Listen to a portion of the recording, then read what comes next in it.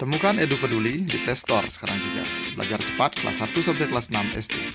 Gratis. Buka Play Store dan ketik Edu Peduli.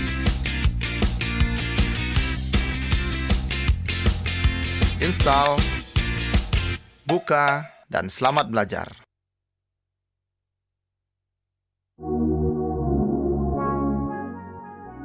Selamat datang, semoga kalian selalu dalam lindungan Tuhan yang Maha Esa. Senang sekali hari ini kita dapat berjumpa di kelas 5. Kita akan membahas tema 1 subtema 3 pada pembelajaran yang ke-6. Berikut adalah daftar materi kita hari ini. Yang pertama pendahuluan, yang kedua gangguan pada organ gerak, yang ketiga bocah terkuat di dunia pecahan rekor, yang terakhir evaluasi.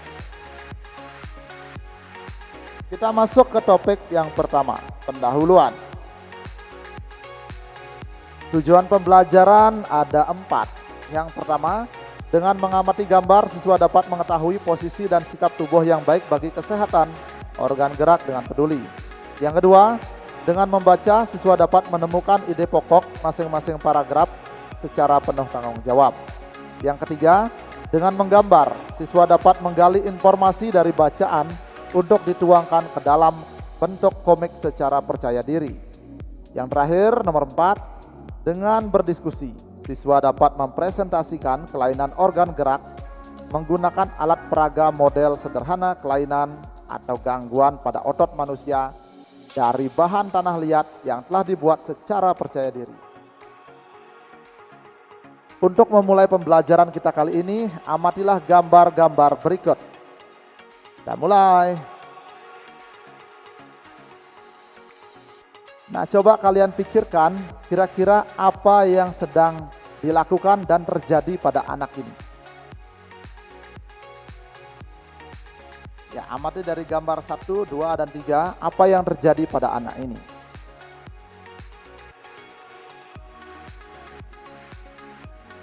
Ya, benar sekali. Jadi anak ini ya, ketika pergi ke sekolah, seperti ilustrasi pada kartunnya itu, ya. Ketika dia pergi ke sekolah, dia membawa beban yang terlalu berat di ranselnya atau di tasnya. Sehingga ketika dia pulang sekolah ya, bahunya atau pundaknya ini sakit. Nah, hal ini sering sekali terjadi pada anak-anak.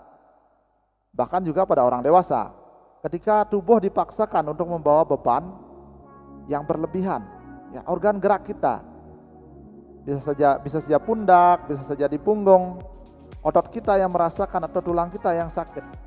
Nah, jadi sangat disarankan untuk menjaga ya tubuh kita, jangan melakukan hal yang berlebihan, ya, jaga dengan baik. Nah, inilah yang akan kita bahas pada pembelajaran kita kali ini. Baik, kita langsung menuju ke topik yang kedua. Gangguan pada organ gerak. Pertama kita bahas faktor apa sih yang menyebabkan gangguan atau kelainan organ gerak pada manusia. Nah, yang pertama kebiasaan yang salah. Ini kan sudah pernah kita bahas di pembelajaran sebelumnya. Ketika kita terlalu ke belakang kepalanya, ya, itu bisa terkena lordosis. Kemudian kalau terlalu ke depan atau bungkuk seperti itu nanti terkena kiposis. Kemudian kalau ke samping kena skoliosis, itu kan sudah kemarin dibahas ya. Selain itu juga gerakan yang tiba-tiba, kebiasaan-kebiasaan lainnya bisa juga mengganggu organ gerak kita. Kemudian pola hidup yang salah. Contohnya kurang olahraga, makanannya kurang terjaga, kurang berkalsium atau sebagainya. Bisa juga faktor istirahat. Kemudian nomor C, bisa pula karena pembawaan sejak lahir. Contohnya bentuk kaki, ya. Itu misalnya dalam kandungan ada yang salah ketika si ibu sedang mengandung, dia kekurangan nutrisi tertentu, mengakibatkan anak yang lahir itu mengalami gangguan. Nah, tentunya kita harus tahu dong, kita sudah tahu penyebabnya, sekarang kita wajib tahu cara mencegahnya. Agar kita atau orang lain yang kita temui bisa terhindar dari hal-hal ini. Ya, bisa dimengerti ya? Pasti kamu kan pernah mengalaminya juga. Mungkin juga orang lain di rumah kamu, ada tetangga di lingkungan kamu ada yang mengalami, kita harus tahu cara mencegahnya. Baik, kita langsung lihat ya. Jadi ini adalah hal-hal umum atau penyakit umum yang terjadi pada organ gerak kita. Nah, perhatikan gambar pertama. Mungkin bagi kalian ini hal yang wajar. Sebenarnya ini adalah sebuah kelainan disebut kaki X. Jika ini terus berlanjut ya sampai dewasa jadinya seperti itu. Jadi ini sebenarnya bawaan sejak lahir. Ini masalahnya ketika si ibu mengandung, dia kekurangan makanan ya atau minuman yang mengandung kalsium. Jadi kurang kalsium dalam tubuhnya. Sehingga anak tersebut tulangnya tidak terbentuk dengan sempurna atau lemah. Jika ketika lahir kakinya bengkok seperti itu, bengkok ke dalam jadinya kakinya bentuk X. Nah, cara mengatasinya ya si ibu ini ya harus dijaga pola makannya agar cukup kalsium baik melalui makanan atau minuman ya. Kita lihat yang selanjutnya. Ini namanya artritis. Jadi artritis itu radang sendi. Perhatikan di sana ya. Tangannya itu diperbesar. Nah, begitulah kira-kira maksud dari radang sendi tersebut. Sendi kan adalah penghubung antar tulang. Di sanalah terjadi radang. Ya. Ini biasanya sejenis dengan rematik. Rematik kan juga seperti ini gejalanya. Dan penyebabnya juga sama, yaitu asam urat. Jadi cara untuk mencegah artritis terjadi atau radang sendi ini agar tidak terjadi adalah menjaga pola makan. Ya, jadi menjaga diri agar tidak terlalu makan makanan yang mengandung asam urat. Ya. Seperti jeroan ya, jeroan makanan dia dari hewani. Bisa juga dari kacang-kacangan sama melinjo. Agar dihindari dulu jika memang menderita sakit seperti ini agar tidak semakin parah. Nah, selanjutnya ini juga sudah dibahas kemarin, ini kesalahan sikap duduk ya. Ada yang bengkoknya ke depan ya. Itu disebut kiposis atau bungkuk, ada yang ke belakang, lordosis. Ada juga skoliosis ke samping. Nah, ini kan karena kesalahan sikap duduk. Selain itu juga hal ini bisa dijaga sebenarnya walaupun kita salah duduk sebentar ya. Kita bisa lakukan olahraga secara rutin. Misalnya bermain bola voli, sepak bola, bola basket atau olahraga sederhana seperti skipping. Ya, bisa menjaga kembali atau memulihkan kembali kondisi tubuh kita. Jika tubuh kita masih muda misalnya. Ya, jadi olahraga itu sangat penting. Ya, jadi ini karena kekurangan olahraga bisa jadi juga karena kesalahan sikap duduk yang terus menerus hingga dibawa sampai dewasa atau sampai tua. Kemudian kita lanjut. Nah, ini namanya osteoporosis. Ini terjadi karena tubuh kita tidak mampu lagi menyerap kalsium. Ini biasanya terjadi pada orang yang berusia lanjut, tidak jarang juga pada orang yang belum lanjut usia ya. Jadi intinya tubuhnya tidak mampu lagi menyerap kalsium dengan baik. Sehingga tulangnya ini keropos ya. Osteoporosis itu artinya tulang keropos. Nah, jadi cara untuk mencegahnya ya dari kecil ya, dari kita masih kecil rajin-rajinlah makan makanan atau minuman yang mengandung kalsium. Ya, seperti susu kalau dari minuman ya. Kemudian juga diimbangi dengan olahraga yang teratur. Dengan demikian ketika kita berusia lanjut atau besar nanti tidak terjadi masalah seperti ini pada tulang kita. Ketika sudah dipersiapkan sejak dari kecil, maka hal ini akan terhindar dari kita. Ya, jangan baru sadar ketika kalian dewasa nanti. Ya, lakukan dari sekarang ya. Makan makanan yang mengandung kalsium dan juga minuman yang mengandung kalsium. Rajin juga olahraga. Kita lanjut. Nah, ini namanya rakitis atau rahitis ya. Perhatikan gambarnya. Ini biasanya terjadi pada anak-anak. Ya, terjadi pada anak-anak. Jadi disebut tulangnya lunak. Ya, karena anak ini kekurangan kalsium. Ya, penyebab kekurangan kalsiumnya ini sendiri bisa jadi bukan karena dia kurang makan atau minum yang berkalsium. Bisa jadi dia sudah melakukannya, sudah minum atau makan yang mengandung cukup kalsium, tapi tubuhnya tidak bisa menyerap. Kenapa? Karena kalsium ini akan terserap dalam tubuh kita dengan bantuan vitamin D. Nah, vitamin D ini kalau kurang, walaupun kalian cukup kalsium tapi kurang vitamin D, maka kalsium tidak akan terserap ke dalam tubuh atau tulang kalian. Di mana dapat vitamin D kita? Ya, ternyata vitamin D ini sedikit sekali ada pada makanan. Sudah diteliti ya, sangat sedikit ada pada makanan. Lalu di mana kita bisa mendapatkannya? Ternyata caranya cukup sederhana. Jadi setiap pagi ya, di bawah jam 9 atau di sore hari di atas jam 4, kalian berjemur di bawah terik matahari. Dengan begitu provitamin D dalam tubuh akan diubah menjadi vitamin D. Nah, sehingga tubuh kita cukup vitamin D dan kalsium akan terserap dengan baik oleh tubuh. Ya, jadi mengerti ya? Rajin juga kalian mengkonsumsi telur, susu, dan minyak ikan karena itu mengandung kalsium yang cukup besar. Oh ya, kita balik dulu. Silahkan kalian bisa catat ini ya semuanya.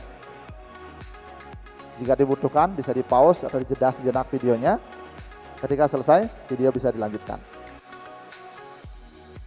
Nah, sekarang untuk membantu kalian atau mematangkan kemampuan kalian tentang hal-hal tadi ya, tentang penyebab kelainan atau masalah pada tulang dan juga cara mencegahnya. Nah, coba kalian lakukan kegiatan berikut ini. Ini bersama ya, jangan takut, ini nanti kita bahas bersama. Kalian pikirkan sebentar ya, apa yang akan terjadi jika orang melakukan gerakan-gerakan atau sikap-sikap seperti pada gambar-gambar berikut. Amati ya, kelima gambarnya. Sebenarnya di sana ada 6 gambar, tapi 2 gambar terakhir menjadi 1.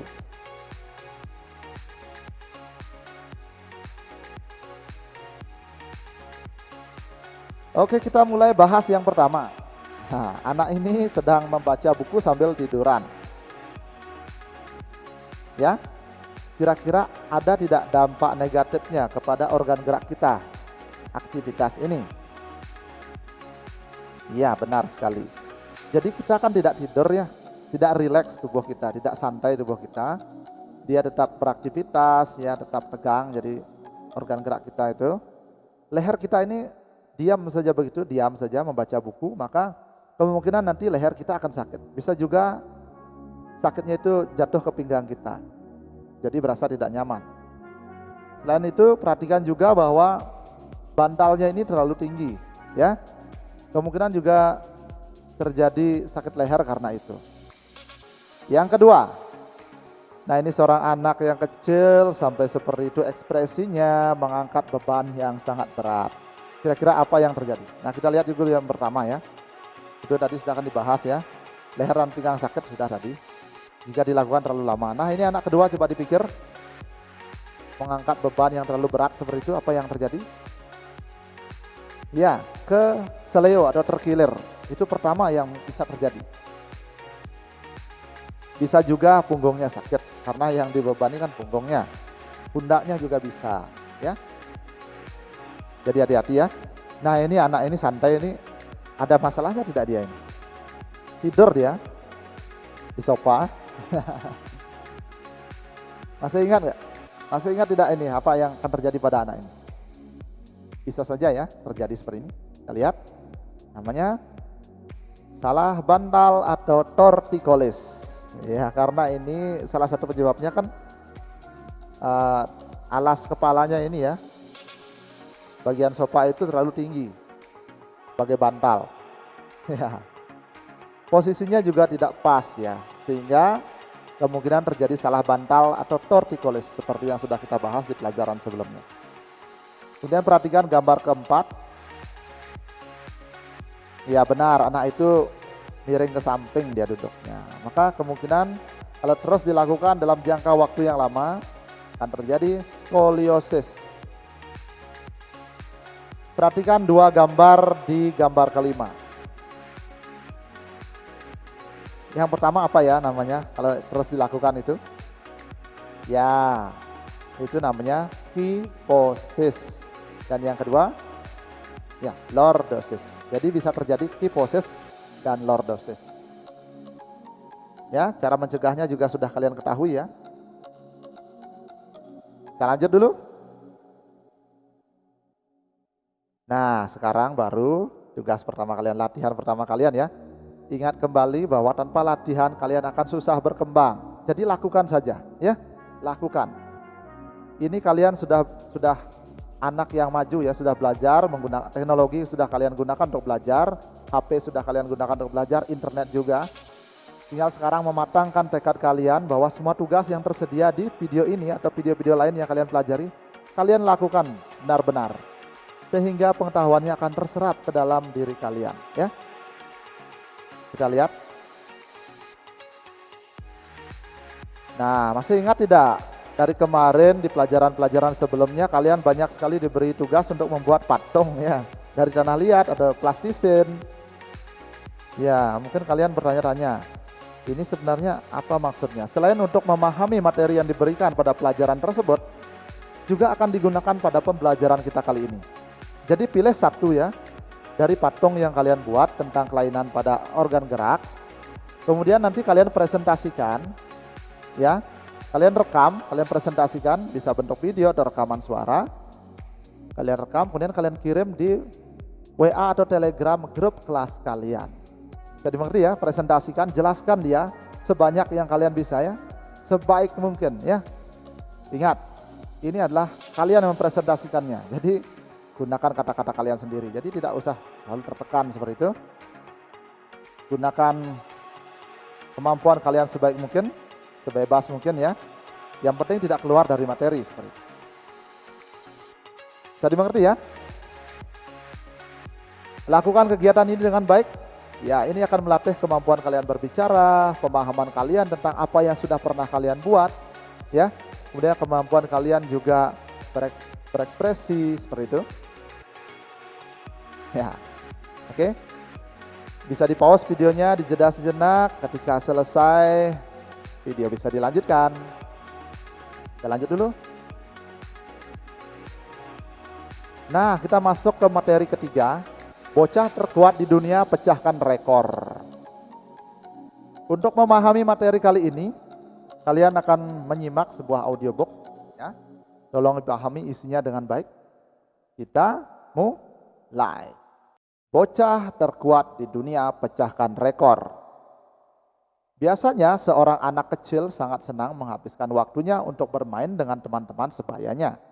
Tetapi berbeda dengan Giuliano Stro. Sejak umur 2 tahun, lahir tahun 2004, sudah diajak ayahnya ke tempat gym. Pada awalnya dia hanya melihat-lihat sembari melakukan latihan kebugaran tanpa melakukan aktivitas dengan beban. Namun sejak berumur 3 tahun, sudah mulai berlatih dengan beban berat, namun tetap selalu diawasi oleh ayahnya. Umumnya tubuh seorang bocah laki-laki yang masih di bawah umur belum memiliki otot yang kekar layaknya seperti pria dewasa. Tetapi hal tersebut berbeda dengan Giuliano Stro. Tubuhnya sudah seperti binaragawan. Sekujur tubuhnya sudah dipenuhi dengan otot-otot yang besar. Apalagi jika dia meregangkan setiap bagian tubuhnya, akan nampak benjolan-benjolan otot di sekujur tubuhnya.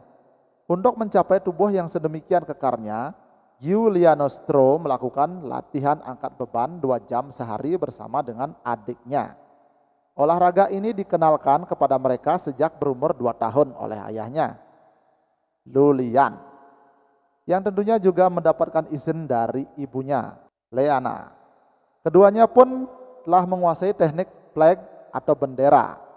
Teknik ini mengharuskan mereka berpegangan 2 tangan pada tiang dan mengangkat kedua kakinya sejajar dengan kedua tangannya, layaknya bendera yang sedang berkibar pada tiang. Tentunya dengan kondisi tubuh yang kuat, sepertinya mudah saja baginya untuk melakukan gerakan tersebut.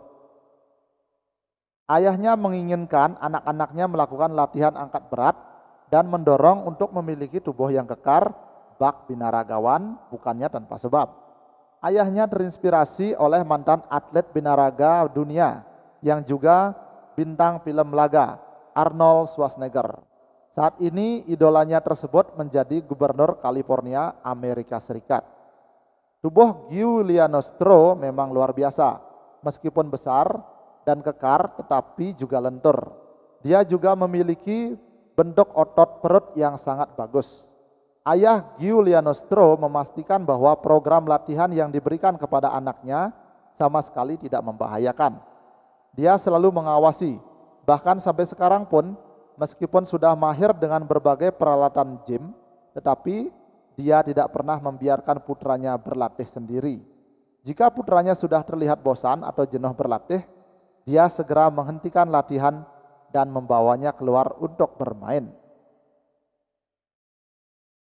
Giulianostro sendiri mengaku bahwa dia tidak merasa terbebani dengan program dan jadwal latihan yang telah ditetapkan ayahnya. Di waktu senggang, dia suka menonton film kartun dan melukis. Meskipun dia sudah terkenal, tetapi dia masih bisa bermain dengan teman-teman sebayanya. Giulianostro tidak tampak berbeda dengan anak sebayanya. Tetapi siapa sangka bocah ini telah memecahkan rekor dunia 2 buah rekor sekaligus. Giuliano yang berasal dari Roma, Italia ini juga diklaim sebagai binaragawan termuda dan terkuat di dunia. Hebatnya lagi, dia mampu melakukan push up di atas botol. Rekor pertama yang dipecahkannya adalah berjalan dengan tangan tercepat sambil mengempit bola pemberat di antara kedua kaki. Adapun rekor keduanya adalah melakukan air push up terbanyak. Air push up adalah push up yang dilakukan dengan cara kaki yang diangkat ke udara. Dia berhasil melakukannya jauh lebih banyak dibanding lawannya. Bahkan lawan-lawannya tersebut ada yang lebih tua darinya.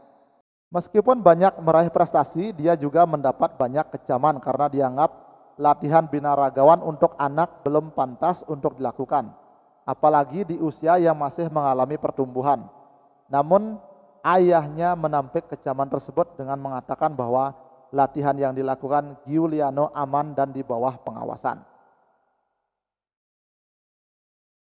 Nah, kalian sudah menyimak audiobook tadi ya. Tentunya kalian sudah memiliki pemahaman tentang audiobook tadi.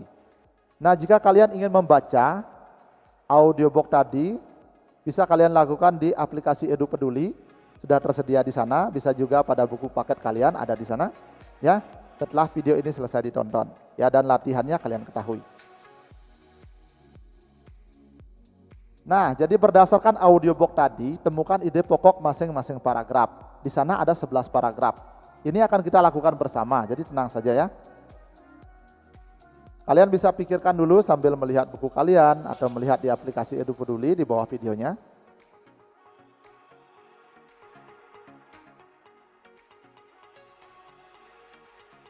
Bisa ya? Baik, kita lihat coba ya, yang sudah jadi. Nah, coba lihat paragraf 1. Jadi ide pokoknya, biasanya seorang anak kecil sangat senang menghabiskan waktunya untuk bermain dengan teman-teman sebayanya. Namun berbeda dengan Giulianostro, sejak umur 2 tahun, lahir tahun 2004, sudah diajak ayahnya ke tempat gym. Itulah ide pokoknya. Yang kedua, umumnya tubuh seorang bocah laki-laki yang masih di bawah umur belum memiliki otot yang kekar layaknya seperti pria dewasa. Namun hal tersebut berbeda dengan Giulianostro. Tubuhnya sudah seperti binaragawan. Yang ketiga, keduanya pun telah menguasai teknik flag atau bendera. Yang keempat, untuk mencapai tubuh yang sedemikian kekarnya, Giulianostro melakukan latihan angkat beban 2 jam sehari bersama dengan adiknya. Yang kelima, ayahnya menginginkan anak-anaknya melakukan latihan angkat berat dan mendorong untuk memiliki tubuh yang kekar, bak binaragawan, bukannya tanpa sebab. Yang keenam, tubuh Giulianostro memang luar biasa. Yang ketujuh, ayah Giulianostro memastikan bahwa program latihan yang diberikan kepada anaknya sama sekali tidak membahayakan. Paragraf ke-8. Giulianostro sendiri mengaku bahwa dia tidak merasa terbebani dengan program dan jadwal latihan yang telah ditetapkan ayahnya. Paragraf 9. Giulianostro tak tampak berbeda dengan anak sebayanya. Namun siapa sangka bocah ini telah memecahkan rekor dunia 2 buah rekor sekaligus. Paragraf 10. Rekor pertama yang dipecahkannya adalah berjalan dengan 2 tangan tercepat sambil mengempit bola pemberat di antara kedua kaki. Paragraf terakhir ke-11. Meskipun dia banyak meraih prestasi, namun juga mendapat banyak kecaman. Ya, pastinya kalian juga sudah melakukannya dengan baik. Ya, dan sama hasilnya dengan Bapak ya. Jika ada yang sedikit saja salah, misalnya nomor berapa gitu, ya tinggal kalian latih saja diri kalian terus untuk menentukan ide pokok ini. Terletak pada kalimat keberapa di setiap paragraf ya. Pastikan kalian tahu bahwa ide pokok itu biasanya untuk anak seusia kalian, anak SD, ada di awal atau di akhir paragraf. Cek kalimat pertama atau kalimat terakhir tiap paragrafnya. Oke, kita lanjut. Nah, ini tugas terakhir kalian ya. Jadi ayo berkreasi. Kita lihat. Menarik sekali membaca bacaan di atas, namun akan lebih menarik lagi jika isi bacaan di atas disajikan ke dalam sebuah komik. Tentu kamu akan lebih mudah memahami pesan dan informasi yang disampaikan. Nah, mungkin kalian bertanya-tanya, sudah beberapa kali ya kita membuat komik. Nah, apa sih tujuannya? Jadi ketika pertama kita belajar membuat ide pokok. Nah, ketika sudah mahir beberapa kali dilakukan, akan lebih bagus lagi kalau kalian bisa membayangkan dan mengubah sebuah teks atau cerita menjadi sebuah gambar. Ya, kalian buat komiknya. Kalau kalian berhasil membuat komik tersebut, kalian sudah memahami komik itu lebih daripada yang diharapkan.